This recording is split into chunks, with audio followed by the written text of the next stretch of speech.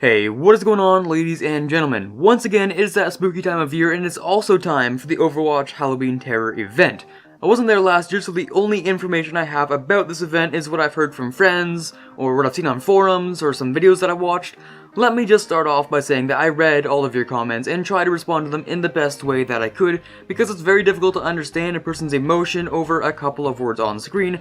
So I wasn't sure if a lot of you were just correcting me, which I'm sure a lot of you were, which is fantastic. I love feedback on the channel, but I also didn't know if any of you were mad at me for saying that nobody really liked the PvE. So, as I commented on my last video, I didn't mean to bash the PvE that you liked, or to make you upset in any way. That's not what I put these videos up for. So, yeah, if you liked the PvE last year, that is fantastic. I literally had no idea that so many people enjoyed the PvE, and I'm looking forward to getting the same kind of positive impression from this year's Junkenstein's Revenge. That was a fairly lengthy intro, but I think that was important to get that out of the way. So, let's hop into today's speculation. This comment comes in from someone named MC Tylo. Now, I'll read out the comment, but I think it'll take me a pretty long time to understand exactly what they're trying to convey. They said, if you reply to my comment, Genji could get a skin or make a whole video on it. I will like this video and maybe subscribe, please read. Junkenstein's Revenge has a new map. The first checkpoint in Junkertown has that big door like Eichenwald. It could be a new map. Give me credit. If there's anyone out here who can translate exactly what they mean, please drop a comment telling me, because I can only understand half of what they're trying to tell me. First of all, custom video requests. Well, you know, that's usually fine, but saying that you'll maybe subscribe is not typically how it works. The only reason it made it into this video is because that is not all I have to talk about today. Just for future reference, and for anyone watching, you have to be subscribed for me to consider video ideas, not the other way around. And believe me, when I say, I'll probably go ahead with an idea. Now, their theory is about an alternate Junkertown map for Junkenstein's Revenge, and that's also where it kind of stops.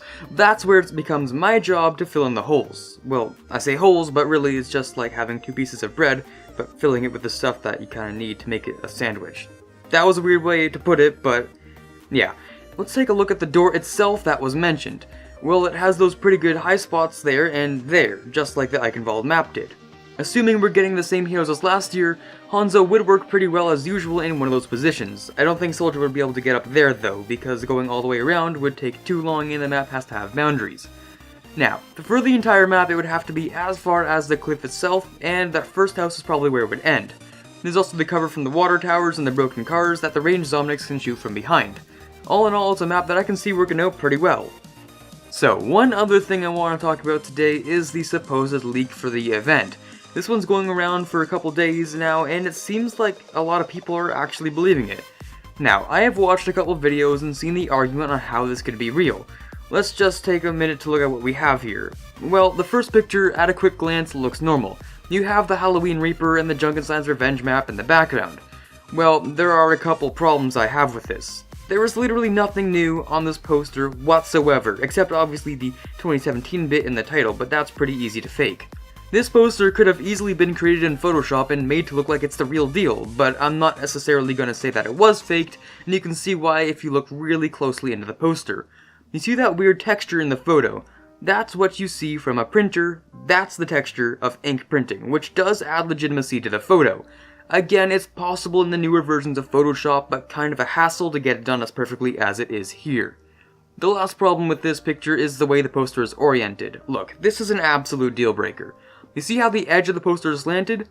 Now, notice how Reaper is standing straight up. Well, if you just let me orient the picture so that the edge is perpendicular to the ground, like how posters are when they get put up, yeah, that's a problem now, isn't it? I really have no words to describe this. You can quite clearly see what the problem is. Now, if you're wondering about the stuff to the left of the poster, it's probably just a cardboard box, judging by how there's a small little dent in it. The white is probably just the paper that they took a picture of. This picture. Oh boy. Does anyone else see it? Well, the top two lines are slanted to match the slant of the paper, which makes sense, but the bottom two, well, I can't tilt this one to fix it, but I don't really think I need to. Also, the paper's corners are quite curved for printed paper, and the general shape of the paper suggests it looks kind of like this. The font is generally okay. I don't work in retail, but I expect the fonts to be quite basic. The final problem is the date itself. In American dates, which are quite different from Canadian dates, I think this says the 9th of October is when the posters are supposed to go up. Or maybe they haven't been shipped yet and that's the date of arrival. If they're supposed to go up on the 9th, this is a big problem because you can't just advertise something an entire 24 hours before it exists. At least one person would buy a card, get home, and realize there's no event, which leads to more problems. And yes, the community is slowly coming to an agreement that it's starting on the 10th, most likely. If that's the day of arrival, then it beats me, this could be alright, but the day of arrival doesn't exactly lead to much release date confirmation. So this information doesn't give us much for how it would confirm it's starting on the 10th or the 9th. I'm going to come to the conclusion that these pictures are most likely faked. Of course I could be wrong and somehow all of these problems are supposed to be there. Looking at all the information we have here, it isn't looking optimistic for this to be real, but then again, information can lie, right? Anyways, this was today's speculation and I really hope you enjoyed it. If you're new to the channel, I recommend subscribing, and if you don't want to miss the next time I upload, hit the bell icon and make sure those notifications are on. Don't forget to tell me what you think about Junkertown being a new map for Junkenstein's Revenge. Do you think it could work or not? Also, do you think the pictures are real? They're pretty convincing at a first glance, but there's a lot of doubt, especially surrounding how the lines and text fit. This is Carter signing off, and as always, have a fantastic day.